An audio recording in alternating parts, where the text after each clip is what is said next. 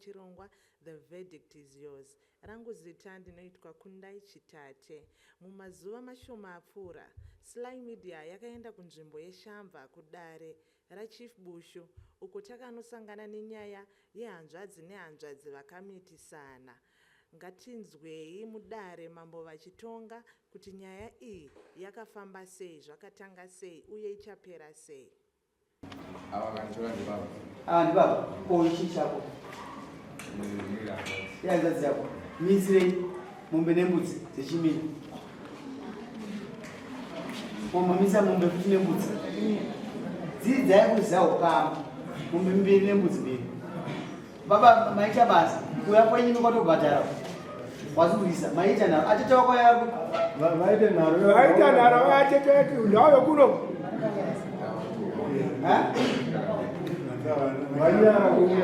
baba imimi baba kuti urwane nokomana ende muza dzenyu ise mombe nembudzi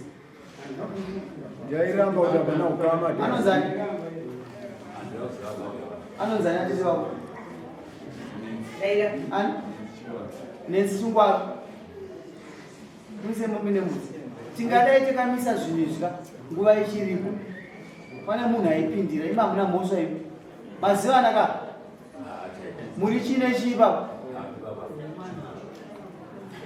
awo ndiani wakwa kuzichena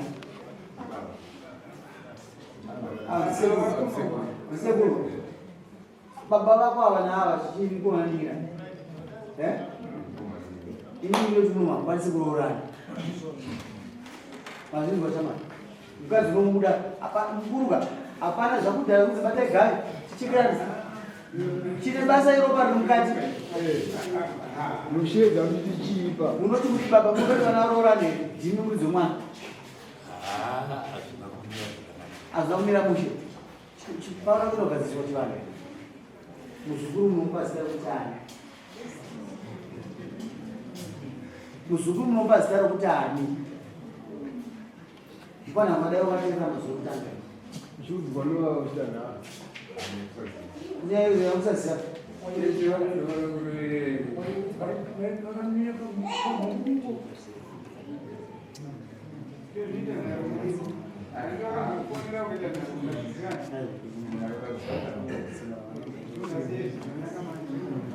baba uyai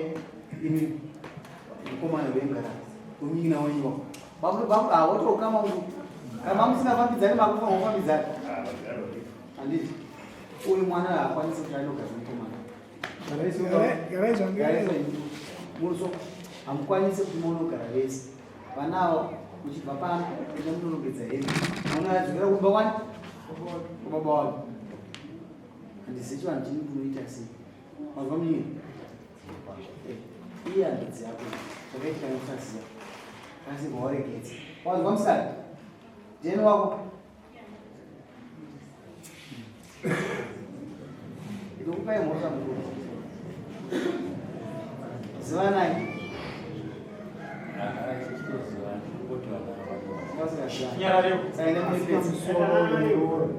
musi wasvika kwamaifanira dzakasabata